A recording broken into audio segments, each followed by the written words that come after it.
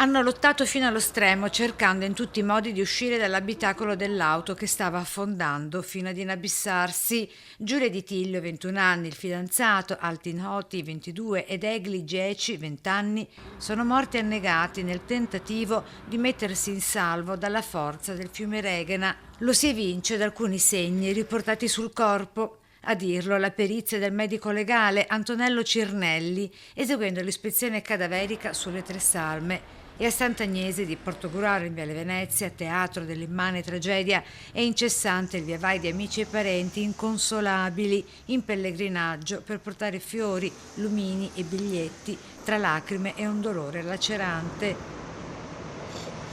Qui lungo il ponte dove gli amici della compagnia con Angela in lacrime nella notte hanno allestito un piccolo altare con i nomi e le foto dei tre ragazzi morti perché vengano ricordati per sempre, ci dice lei stessa.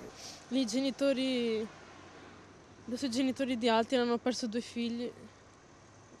La Giulia era figlia unica, era faceva l'insegnante di ginnastica artistica qua a Porto, sì.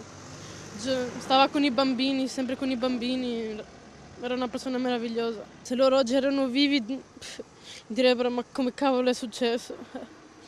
Non bisogna dimenticarli. A stabilire se verrà eseguito o meno l'autopsia il pubblico ministero Federico Baldo della Procura di Pordenone. Con molta probabilità verrà fissato l'esame autoptico per accertare se Altin Oti, che guidava la BMW, avesse bevuto o meno. Verrà eseguita anche una perizia sull'automobile. Infatti, lungo la strada tratteggiata in verde non ci sono segni evidenti di frenata e tra le ipotesi c'è anche quella di un guasto alla macchina.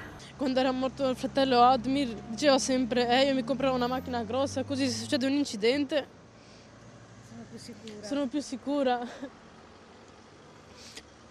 Sarà stato un millesimo di secondo perché lui era bravo, lui non è che correva chissà cosa, era responsabile. Sul piccolo ponte divenuto altare anche un lucchetto collocato, racconta Angela, a testimoniare il grande amore tra Altin e Giulia.